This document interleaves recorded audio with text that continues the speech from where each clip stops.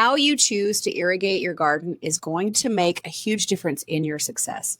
Today's day 13 of the 30-day gardening challenge, and we're going to deep dive into my experience with watering, all the different ways that I've used to water my gardens and how I water them now. So as you know, I have gardened for many years. For the past going on 5 years now, I have gardened in one specific place. That place has expanded from a 10th acre garden up to now we're pushing an entire acre. And so I have used a lot of different ways to irrigate that along the way. I want to get started with you. I have three main categories of irrigation methods. Some of them have really big benefits. These different irrigation systems can work for you depending on where you are in your gardening journey. So just because drip irrigation exists doesn't mean you have to have it. And I'm giving you permission to use what works for you. And, you can throw away the rest of the advice. So the first thing you usually do, most of us will usually use hoses, water hoses, or watering cans. Depending on how far away your garden is, that can work really well for you. I have had my 10th acre garden, which fed my family quite a lot of the vegetables that we ate. I harvested thousands of pounds of produce out of that garden every year, and I used a series of water hoses. I had water. It's so funny to think back on that. I had water connected to my dad's house, and we had about 3 hoses, 300-foot hoses connected to each other. And that's how far that's what was required to take the water from the house through the yard into the garden. And my garden at that time, well, it still is about 120 feet long. And so it took about 3 100-foot hoses connected to each other. And that's how I watered that garden for the first year and a half. The pro to that is that I had most of those hoses. I maybe had to buy one of them. Hoses are pretty inexpensive. For about $50 a hose or less, you can get the watering that you need for your garden. You can spend $10, $20 on a hose nozzle. You can get fancier ones than that, but honestly, $10, $20 will get you a decent one, and you can water your garden that way. Those are the benefits. It's easy to understand, easy to set up, it's inexpensive. Now, the downside to using water hoses to water your garden are that you have to physically either do it yourself or have someone water it for you. And so you can't automate it, right? So unless you have a robot waterer, which who knows these days, but you have to do it yourself. And so that means, you want to do it in the morning or in the afternoon or evening, before the sun comes up, or, right after the sun goes down is really good, because those are the best times to water if you want to keep that water in the garden, in the soil, and not evaporating and being lost. So you have to do that. That means you can't take vacations. That means you have to it's just one of those things that you have on your to-do list. But again, it's really cheap and effective. Really easy to get water exactly where you want it. You know how to water, you know what you want. And in different beds of your garden, if you have plants that are at different stages, you can control that really easily. So if you just planted one bed and you want to water it with a lighter misting, lighter droplet type, you can, versus a more mature plant that can take water or take more water. You can tailor that. It's extremely tailored. It's extremely customized. And so that's a benefit.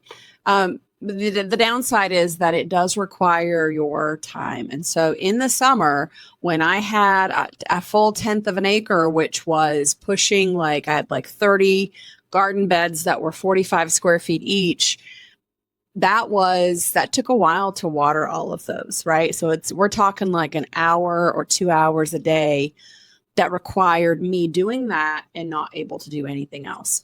So it's cheap. It's easy to get started. The downside is it's very manual and you have to be present for all of it. So that's where most people start out, is watering with hoses. Now, the next thing you can do is you can get a drip irrigation kit.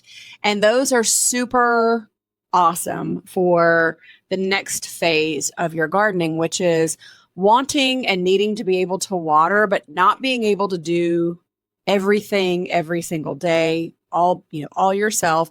You want to be able to take a break. You want to be able to set up a system where you can put it on a timer, you can water and not have to be the one doing it. These drip irrigation kits on a timer are awesome. So the second sort of category are drip irrigation kits. And these drip irrigation kits they come with and without a timer. Like I said, they connect right up to the hose bib that you have that we're all familiar with. They can connect to a garden hose, and they're super straightforward. You can put them in your containers, you can put them along your rows, and you have different sizes of tubing that go with it. And you can either have tubes that have no holes that feed out to a drip emitter on the end, or you can have a drip hose where it's just a hose that has pre-drilled holes along regular increments. Usually it's like every foot, or could be on every 10 inches. And so when you turn the water on, that water will drip out. And you can, for your drip emitters, you can have some that will drip half a gallon an hour, a gallon an hour. Some of them will drip up to 2 gallons. So obviously you're going to want to tailor that drip emitter to what you are trying to water. So larger containers will need bigger drip emitters. Smaller ones can get by with small drip emitters. But DripWorks makes good ones. Drip Depot, I think Rainbird makes some really good ones. These kits they have all the pieces that you need. They're pretty affordable too as they go. I mean, you don't have to really have a ton of investment into these to get a good return. And obviously that upside for these is that you can, once you get it set up, you can connect your timer, and then you can water your garden and do other things. And this is especially handy and helpful if your garden is not where you live, which is my case. In my case, my main production garden is not where I live. So I can't just walk out and turn on the water.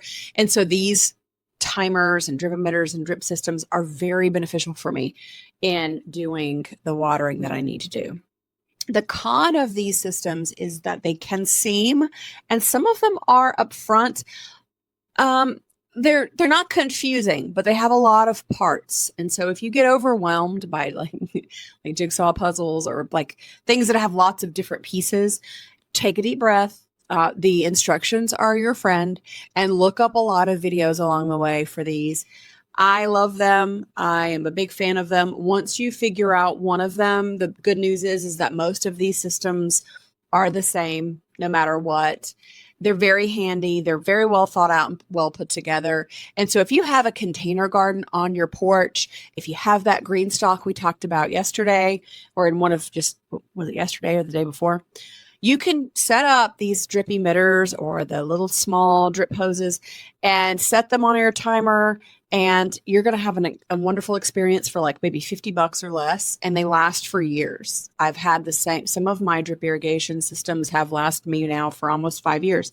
So I bought them when I first moved back down here, and they are still with me, kicking like fried chicken. So you are going to be in good shape if you have those. Like I said, DripWorks, Drip Depot has a really good one. That's super good customer service. I think Johnny's also has some. If you have a bigger garden, those kits are kind of small for you. You're going to want to get a drip kit for a row garden or for a vegetable garden. Some of those can be $100, $200, but keep in mind, you're irrigating a large area. In some cases, they'll irrigate like half an acre. So it is an investment, and the amount of time that it saves you is unbelievable. And the amount of mental clutter that you don't have, because you don't have to worry about whether oh shoot, it's 5 o'clock. I have to be 2 other places. I haven't watered the garden. The tomatoes were wilting. Oh no, you're not going to have those issues. So it's an investment. Even if a drip irrigation kit costs you $200 or $300, it pays for itself very quickly. Again, in this is the second section, the drip irrigation kits. I'm going to talk about the larger kits in that as well. I what we have in my garden is not a kit. We just buy from Drip Depot or Drip Works. I can't remember where we get it, but we get the large rolls of the 1/2-inch tubing. We connect it to our hose bib. We have a manifold that probably has like 4 different hoses. We have different quadrants. I have 1, 2, 3, and 4 quadrants. I have an upper garden, the main garden, lower left, and lower right. And so I water those. I have 1/2-inch tubing that goes to those rows, and then along the row, each row, I have drip irrigation that has little holes in it. And so each of those holes is a foot apart from each other, and they drip about 1 gallon an hour. And so that's how I can calculate pretty easily how much water that entire garden takes. If I run it for 2 hours, then I know how much water I'm putting down. I also put fertilizer. I have an injection pump or like an injector that fertigates. It picks up some of my fertilizer, mixes it with the water, and shoots it out into my system. So those are large rolls. I buy like 500 feet of that tubing at a time and put it out into my garden and connect it back. But I still just have a regular hose bib with a regular timer hooked to it. So we have DIY'd that as we've gotten bigger and only invested the amount of money that we needed to into the system. And so I can't stress enough that if you're finding in your gardening journey that you can't water as much as you want, or if it's becoming something that is difficult for you to get to, consider drip kits. Consider getting that tubing. Watch some YouTube videos and you'll be taken care of. It's really something that's worth the investment. However, if you like to water, if it's calming for you, if it's something that you look forward to, which is absolutely, I remember when I first started, I moved from kind of like a city, sort of area to a country area, and I loved watering my garden every day. I'm here to tell you, I found it to be meditative. I found it to be relaxing. I loved how the birds loved the water. I loved how I could tailor it. I could water each bed how I wanted to. I found a lot of joy in just watering the garden. And so if you like to do it, just do it that way. Do it with hoses. Who cares? But if you're finding that it's difficult, right? If in your practice of doing and that daily action, you find it difficult, that's when you have the pain point that's telling you it's time to do something else. Drip kits will be your best friend. Drip kits, and then even a larger kit that you just kind of make yourself. The last section are sprinklers. You may or may not have sprinklers. I inherited a set of sprinklers that my dad had created. He had a garden in the space where I have my garden now. He had a garden, from year to year. Some years he did, some years he didn't. But he had created sprinklers. He had like wobbler sprinklers. I don't know the exact name, but he had those, and he actually was pumping water from a creek behind his house up a hill. Like, he's like a Roman engineer, honestly. It's nuts. But he was pumping water up. He had a motor and was pumping water up and had sprinklers.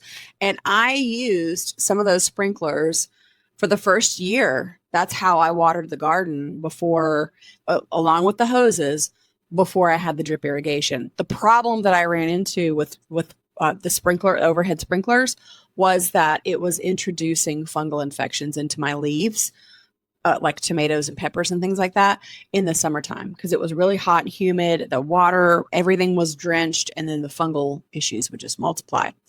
But sometimes for quick growing crops like lettuce, if you have a crop that only comes off like every 30 days or so, sometimes sprinklers are good for cooling those leaves in summer. Your lettuce needs to stay cool, and sometimes folks will just like put water on the leaves at a regular interval during the day to cool out, to bring the temperature down so the lettuce is not bitter and so it doesn't bolt in the summer.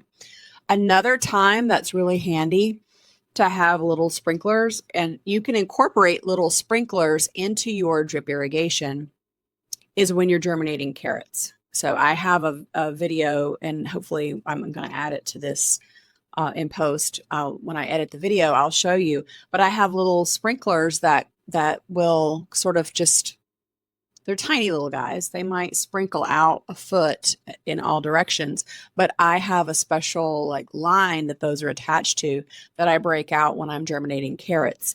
And that helps to keep that bed wet until the carrots germinate, because if you've ever germinated carrots, you know how finicky they can be.